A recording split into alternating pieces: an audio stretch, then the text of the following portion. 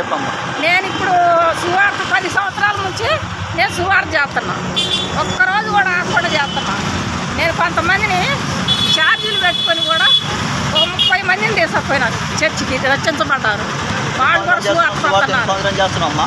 480 సువార్తలు చేసిన అడవులు కొండలు గుట్టలు ఎక్కుతా ప్రతిరోజు చేస్తా. ప్రతిరోజు చేస్తా. ఎవరి మీద? మాది ఖమ్మమే. మా ఖమ్మం. అయ్యా సౌదరీస్. ఎప్పటి చేస్తున్నావు సువార్తలు?